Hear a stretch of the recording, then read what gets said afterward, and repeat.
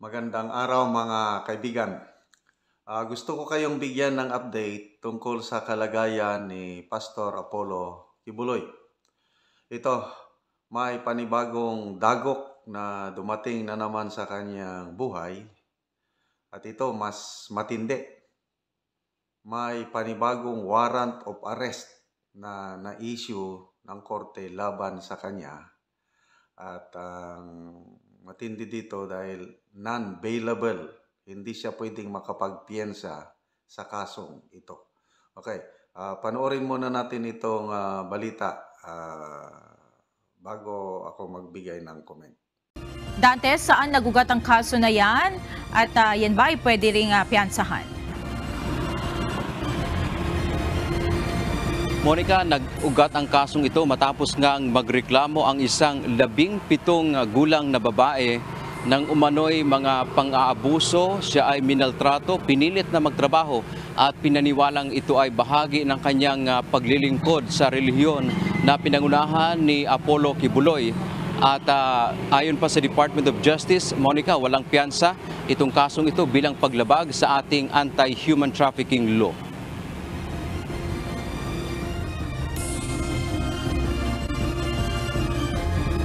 Ipinag-utos na rin ng Pasig City Regional Trial Court Branch 159 ang pag-aresto kay Apollo Kibuloy kaugnay sa kasong qualified human trafficking. Kasama rin sa ipinaaresto ng korte ang 5 pang kapwa-akusado na sina Jacqueline Roy, Crescente Canada, Pauline Canada, Ingrid Canada at Sylvia Simanes. Ang kaso ay paglabag sa Republic Act 9208 o Anti-Trafficking in Persons Act of 2003 na walang piyansa.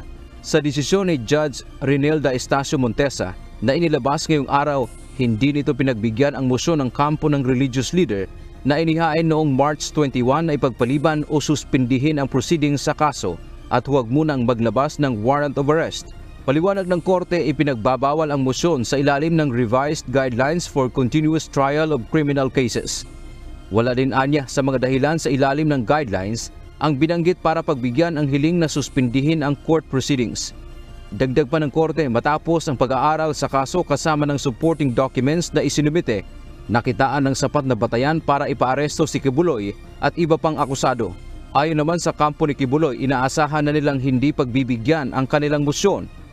We actually expected that in the light of the political developments happening right now. And I think my co-counsel will file a motion for reconsideration, and if denied, we'll raise the matter on certiorari.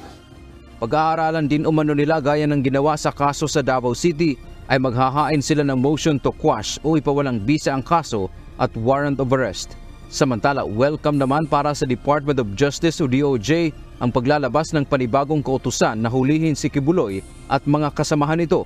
Ayon kay Secretary Crispin Rimulya, patunay ito ng efficiency ng criminal justice system sa bansa na papanagutin ang mga individual na lumabag sa batas anuman ang kanilang kalagayan sa sosyedad o kayamanan. Monica, sa ngayon ay wala pa tayong nakita na lumabas na pahayag partikular, personal, si Apollo Kibuloy dito sa panibagong warrant of arrest na inilabas laban sa kanya at doon pa sa kanyang 5 associate.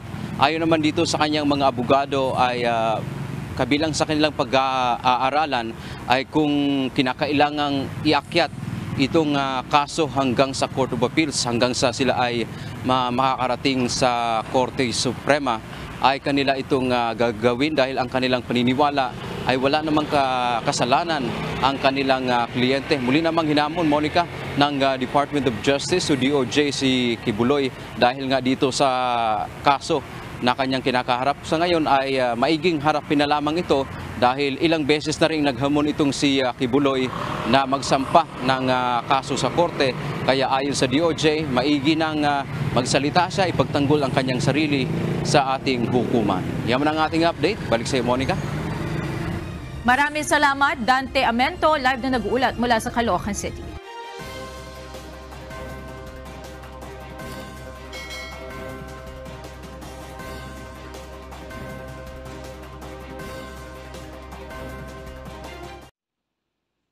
So, yun po. Sa korte sa Metro Manila nag-issue ng warrant of arrest. Yung kaso is human trafficking. Matindi ang parusa dahil hindi pwedeng makapagpiyansa. At ngayon ko lang nalaman na akala ko marami yung nabiktima. Isang tao lang pala, isang 17-year-old na na nagreklamo. Tapos ito ata yung dinismiss, if I'm not mistaken the same ito yung dinismiss ng Davao City Prosecutor's Office noong 2020. Kaya lang binuhay,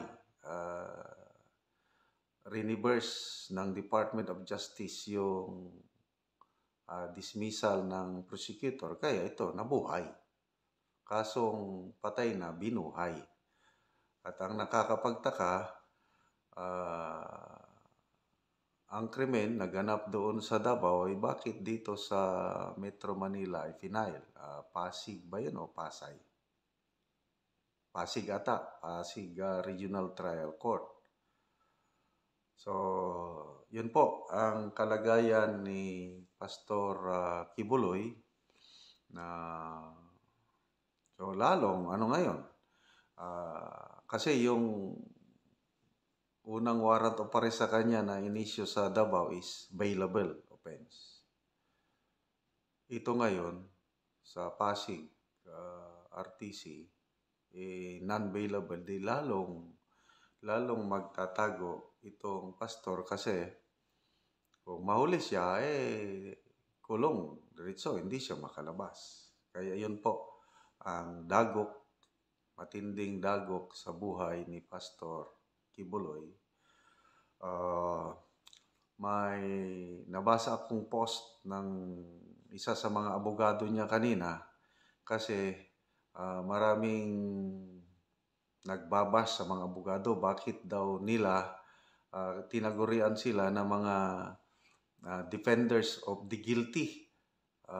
Bakit daw depensahan pa yung guilty person? Kaya yung payag ng isa sa mga abogado, si Atty. Torion ata ito, kalimutan ko yung pangalan, sabi niya na hindi pa namang guilty si Pastor Kibuloy. Nakitaan lang siya ng probable cause. Ang magdetermine ng guilt or innocence yung korte, hindi yung piskal. Ang nakita lang ng piskal o nakita ng DOJ, probable cause. Kaya nga, i-trial at depende sa desisyon ng korte, either guilty, yun na yung korte, magbigay ng verdict, guilty or not guilty. Kaya lang, ang korte, 3 layers ang korte natin. So, regional trial court, pwede kang mag-guilty. Iakyat mo sa Court of Appeals. May mga kaso na ina-acquit ng Court of Appeals. O kung hindi man, pwedeng iakyat sa Supreme Court. Pagdating sa Supreme Court, pwede pa rin ma-acquit. Kaya nga, hanggat hindi dumarating sa Supreme Court, hindi pa natin pwedeng husgahan na guilty ang isang tao kasi ang final verdict yung Supreme Court. Kaya yun yung hiling ng abogado ni Pastor Kibuloy na wag namang akusahan kaagad na guilty si Pastor Kibuloy. So, which I agree. Anyway, yun po ang kalagayan ngayon ni Pastor Kibuloy. So, I don't know anong mangyayari sa kanya. Sabi ng PNP, NBI, nandyan lang siya sa Davao Region. So kung nandyan man siya, ang problema, paano nila ngayon huhuliin para i-serve yung warrant of arrest? inamin ng PNP sa Davao Region na nahihirapan sila kasi kailangan nila ng accurate na intelligence. Kagaya na rin yung kay DG Bantag, magto 2 years na hindi pa nila ma-aresto ang DG dahil walang tao, yes, kakulangan ng impormasyon, walang tao na mag-tip kung nasaan si DG Bantag despite na may 2 million pesos reward. So, I believe, darating ang panahon, itong si Pastor Kibuloy, magkakaroon na rin ng bounty. Bibigay ng reward para mahikayat ang mga tao na magbigay ng tip kung nasaan ang pastor. So, yun po ang update kay Pastor Kibuloy. So, sa mga nagmamahal kay Pastor Kibuloy, the best thing that you can do is to pray for him. Lalo na yung mga members ng KOJC.